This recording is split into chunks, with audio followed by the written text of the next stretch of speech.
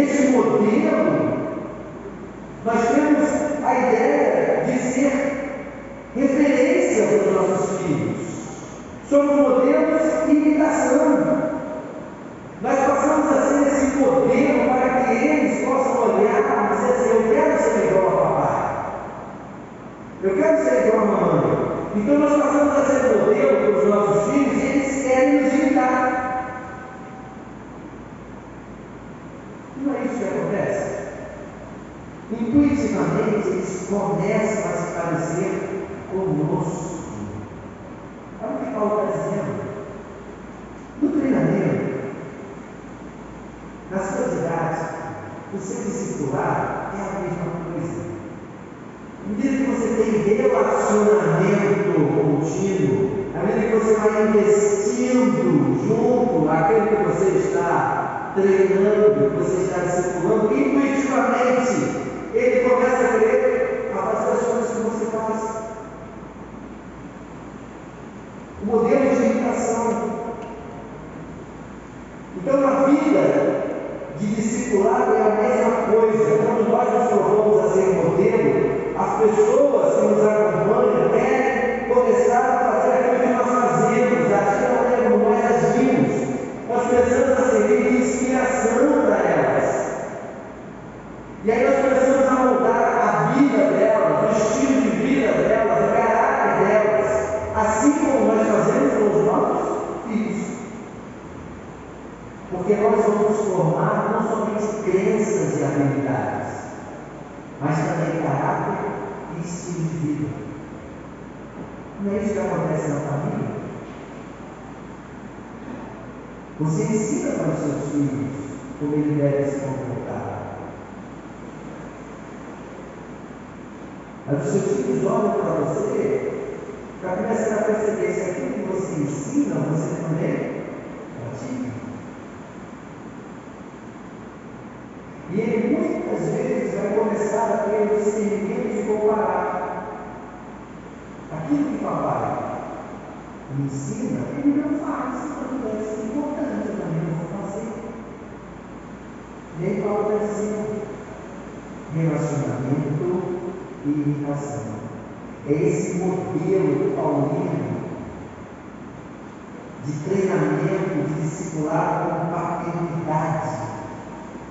É um modelo onde nós estamos aprendendo como esse trabalho de discipulado ele tem essa vertente do relacionamento discipulador, esse relacionamento de videira. E esse relacionamento de videira, na ótica de Paulo, nada mais é do que o relacionamento que nós temos em família. E os autores vão dizer: treinamento é paternidade.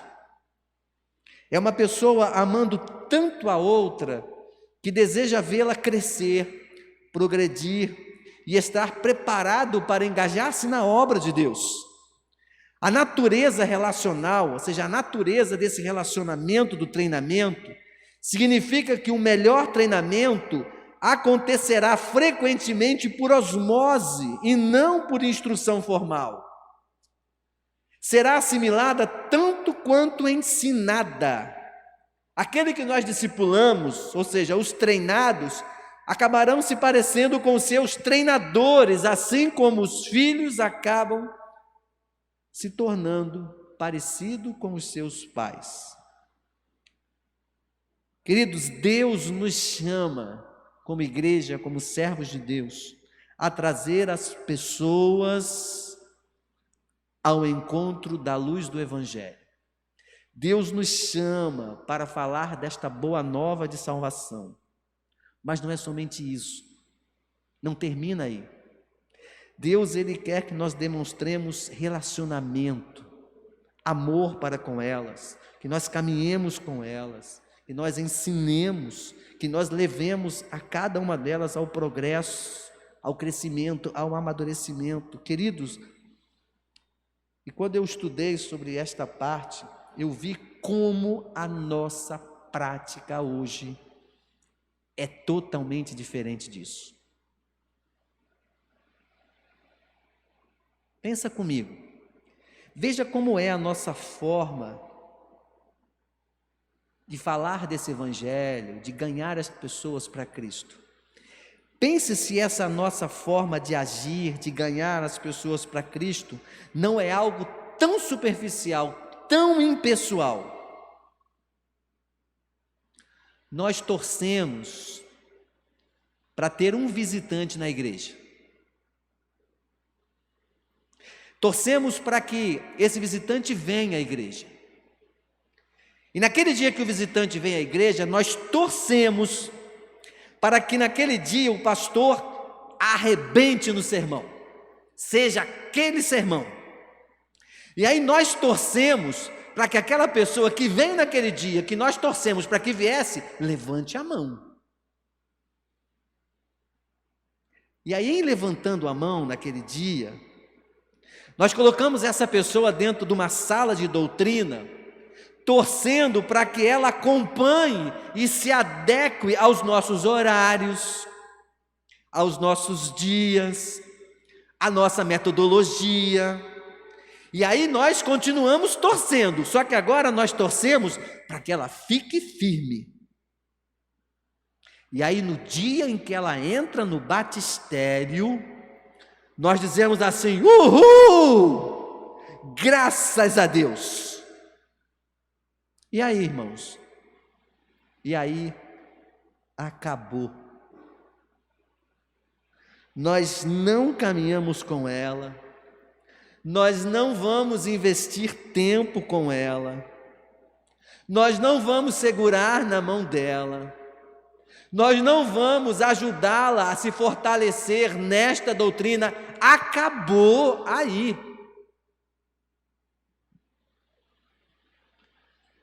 E aí, quando olhamos para o âmago do treinamento, nós vamos perceber que aquilo que Deus espera é que nós olhemos para as pessoas que estão ao nosso redor e nós investamos na vida dela. O que Deus espera é que nós investamos tempo, recursos. O que Deus espera é que nós estreitemos os laços de afinidade, de amor. O que Deus espera é que nós sentemos com ela, caminhemos com ela, conversemos com ela, choremos com ela, sorrimos com ela. O que Deus espera é que nós a ajudemos, que nós modelemos a vida dela. E aí isso deixa de ser um simples programa, mas passa a ser um estilo de vida.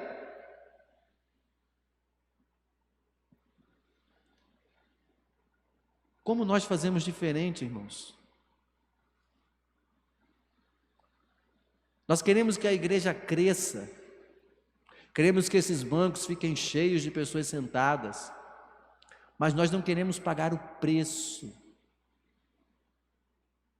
de sermos discipuladores. Nós não queremos pagar o preço de abrir mão das nossas prioridades, do nosso tempo.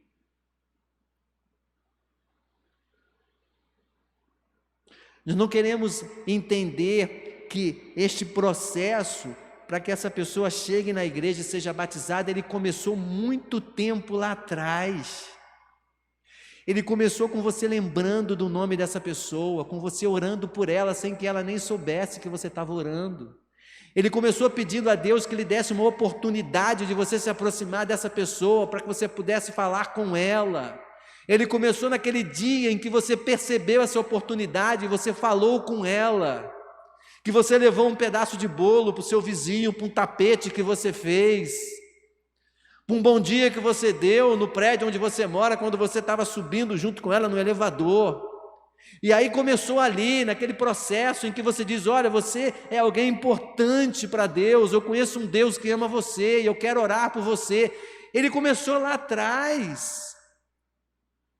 Ele começou naquele momento em que aquela pessoa percebeu o interesse e a importância que você tem na vida dela e que ela tem na sua vida, e que existe um Deus que cuida dela. E você começa a se relacionar com ela, você começa a falar do amor de Deus para ela, você começa a falar da Bíblia para ela, você senta para explicar sobre a Bíblia com ela, você separa um tempo para estar com ela, para que um dia ela vem à igreja. E qualquer um de nós, conversando com esta criatura, falando do amor de Deus, seja numa reunião da MCM, seja numa reunião do homem, seja na reunião do grupo de jovens, quem quer que esteja fazendo esta direção, pergunta se alguém entende e quer entregar a sua vida a Jesus Cristo, essa pessoa diz: eu quero. Mas ela diz que ela quer, não é somente por causa daquele time com você ali, não. É em função de tudo aquilo que você já fez na vida dela. É relacionamento, é imitação. E é por isso, queridos, que nós precisamos entender que é importante o relacionamento, o processo de imitação, de ser referência. Mas havendo tudo isso, queridos, eu não estou dizendo que o transmitir de conhecimento, ele não serve.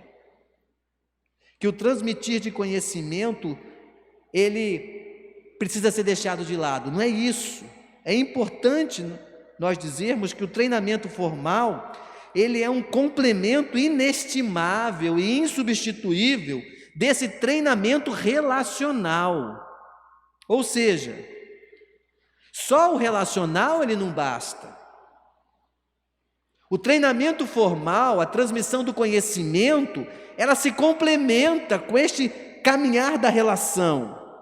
O grande problema é que hoje nós só adotamos o formal e nós negligenciamos o relacional, nesse modelo que nós estamos vendo aqui. E a pergunta que nós precisamos fazer, irmãos, efetivamente, é qual a importância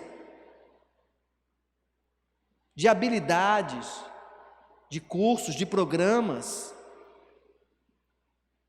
Porque aí você pode dizer assim: pastor, se tudo tem a ver com relacionamento, se tudo tem a ver com o relacionar, com o relacional, então vamos abolir a EBD, vamos abolir os treinamentos, as palestras, basta a relação. Não, claro que não. O que nós podemos entender nesse caminhar do âmago do treinamento é que nós precisamos corrigir o nosso foco. É colocar essa ênfase bíblica no lugar certo, ou seja, o treinamento, o discipulado, é o treinamento da mente, de caráter, de coração. E uma vez que eu entenda isso, nós podemos falar sobre esse treinamento formal. Se a gente vai ensinar, se a gente vai treinar, se a gente vai discipular, nós precisamos saber como fazer isso. Nós precisamos saber como vamos fazer isso. Como que eu vou usar os recursos?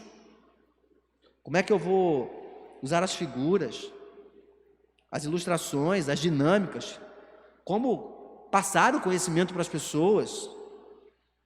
E isso tudo requer instrução, requer treinamento. Então, o que Paulo está nos mostrando aqui não é que o ensino formal ele não serve, ele serve, mas ele precisa estar caminhando lado a lado com o ensino relacional. Nós não podemos usar a dinâmica desta didaquê do ensino simplesmente, pura e simplesmente, de uma forma mecânica. Eu preciso criar laços. Eu preciso ter relacionamento com as pessoas. Eu preciso criar intimidade com aquele que eu estou querendo discipular. Para que essas pessoas possam saber e entender o que elas significam para a igreja, para as nossas vidas, para Deus. E aí, quando eu entendo que esse meu relacionamento, ele é muito mais do que uma formalidade, eu começo a ter a instrução formal baseada no relacional. E aí também eu não posso ensinar de qualquer jeito. Eu não posso falar sobre qualquer coisa. Se eu não tivesse o conhecimento de como passar esta informação para você, e o meu treinamento agora para com vocês é um treinamento baseado no formal, se eu não tivesse esse entendimento de que eu não poderia utilizar ali um fundo de uma cor que dificultasse a leitura de vocês, provavelmente aquilo que eu estou procurando ensinar a vocês não teria uma eficácia na vida de vocês. Então eu não estou dizendo que nós vamos abolir as questões formais. Não. O treinamento formal, ele caminha junto com o treinamento relacional. O que Paulo está nos mostrando é que não basta você ter o conhecimento e falar só do conhecimento. Você precisa usar o seu conhecimento e ter relacionamento, para que as pessoas possam perceber o quão elas são importantes dentro deste entendimento do que é ser igreja. Do que é ser igreja. Então, com a ênfase bíblica colocada no lugar certo, que é o treinamento da mente, do caráter, que atinge o coração pela palavra de Deus, agora nós estamos prontos para falar sobre habilidades ou as competências do treinamento.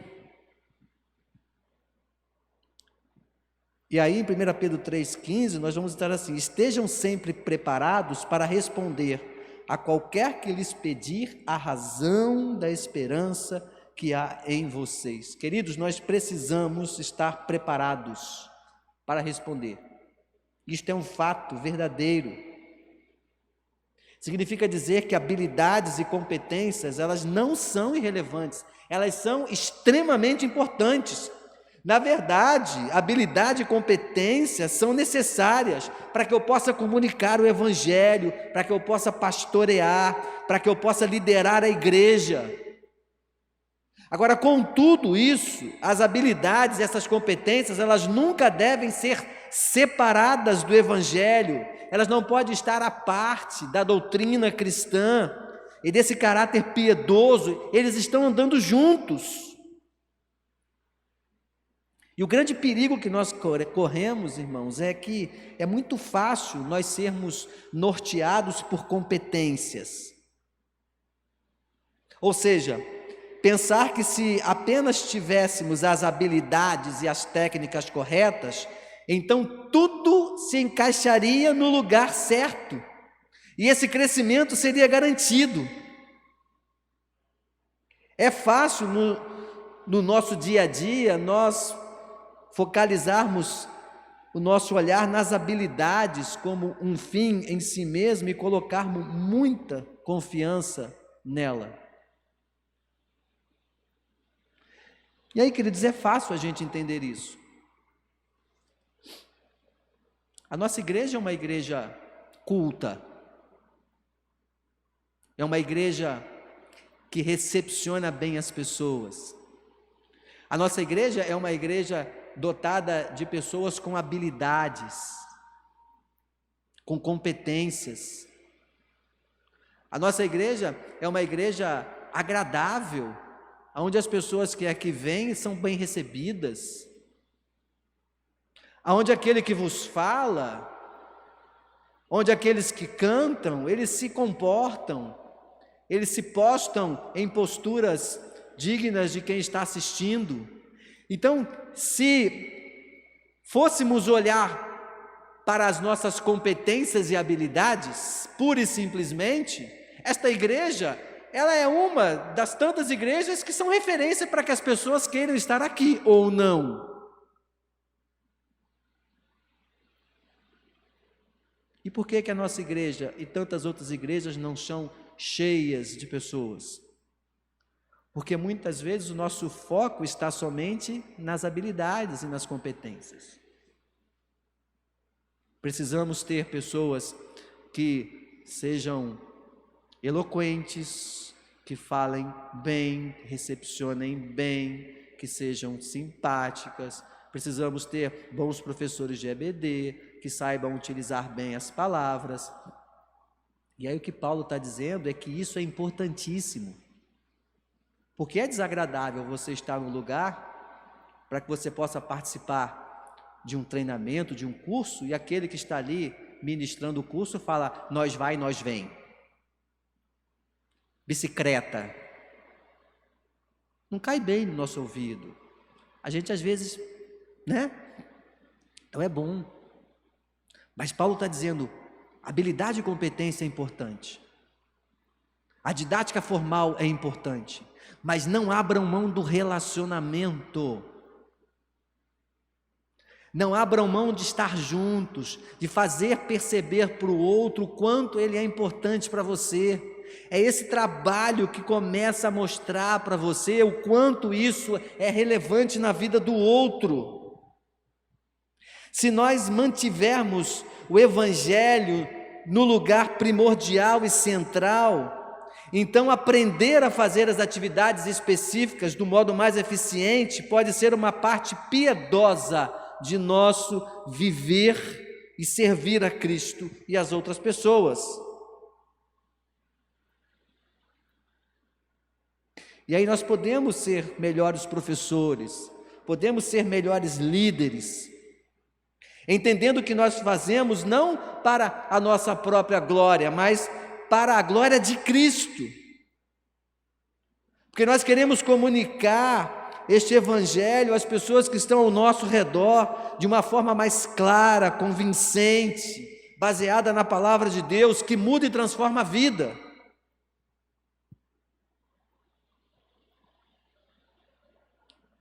E aí a natureza desse alvo do treinamento, a natureza desse discipulado, ela pode ser resumida por 3 letras Cs: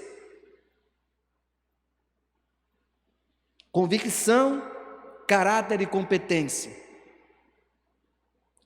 Quando eu tenho esse relacionamento pessoal, esse relacionamento sincero, quando eu tenho um relacionamento que busca ser exemplo, que busca ser instrução prática, nós então queremos ver essas pessoas crescendo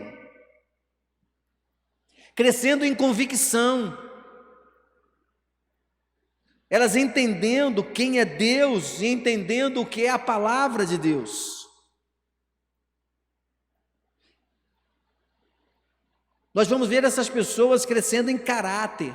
O caráter e a vida dessas pessoas começam a se harmonizar com a sã doutrina. Nós começamos a ver essas pessoas crescendo em competência. Elas agora estão aptas também, elas têm habilidade para falar da palavra de Deus aos outros. Elas começam agora a ser transmissores dessa palavra. Elas começam a ser instrutores.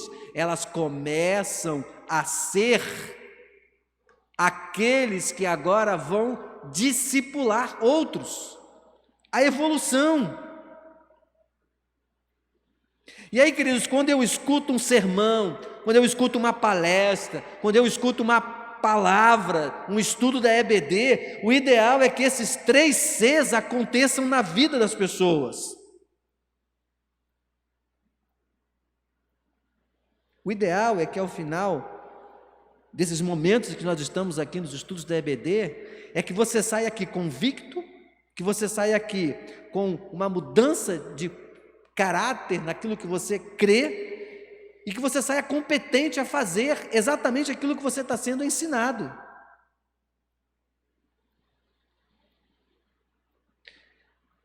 E contando com uma perspectiva mais bíblica sobre a natureza de treinar ou de discipular, nós estamos entendendo essa melhor condição de sermos bons treinadores. Nós precisamos sair daqui, queridos, nesta manhã, fechando esse capítulo 6, entendendo que o âmago do treinamento, o âmago do discipulado, ele não pode abrir mão de relacionamento e de imitação. Nós precisamos sair daqui entendendo que, a partir dessa perspectiva bíblica de como fazer discipulado, nós agora estamos em melhores condições de usar essa variedade de ferramentas que nós temos, de recursos que nós temos. E aí nós precisamos lembrar que o treinamento, que esse momento do discipulado, ele passa pelo crivo pessoal e relacional. Ele envolve ensinar essa sã doutrina, ou seja, a palavra de Deus. Ele envolve modelar a vida das pessoas através das nossas vidas e da palavra de Deus. Para que essas pessoas, então, tenham o seu estilo de vida transformado. E agora elas passem a ter a habilidade de servir aos outros, de discipular outros. E aí nós começamos, então, a entender que essa estrutura, que é a treliça, ela tem um papel importantíssimo. Por isso que, desde o primeiro encontro, nós estamos mostrando para vocês que treliça e videira se complementam, elas não se excluem. E o que nós precisamos entender é que, em algum momento, essas duas vertentes, treliça e videira, elas não podem estar totalmente desassociadas. E, ao mesmo tempo, uma não pode se sobrepor à outra, a não ser que a sobreposição seja da videira sobre a treliça.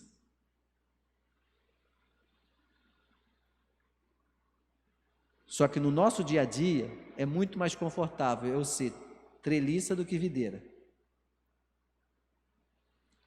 E aí nós estamos aprendendo que o trabalho de videira, ele passa pelo crivo do relacionamento, do inocular na vida do outro a sã doutrina, do nutrir a vida do outro através da presença junto a ele, do caminhar com ele, do orar com ele, do chorar com ele, do sorrir com ele, do sentar com ele.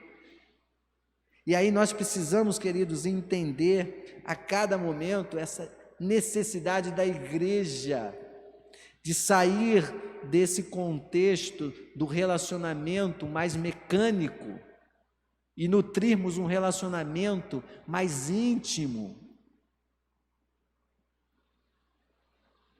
Fazer discípulos é responsabilidade de todos. Fazer discipulado é responsabilidade de todos. Gerar ovelhas é responsabilidade de ovelhas. Que nós tenhamos, irmãos, essa alegria de percebermos o quanto na palavra de Deus nós somos relevantes. Do quanto na palavra de Deus nós temos esta possibilidade de perceber a alegria que Deus tem de ter a sua igreja do seu lado.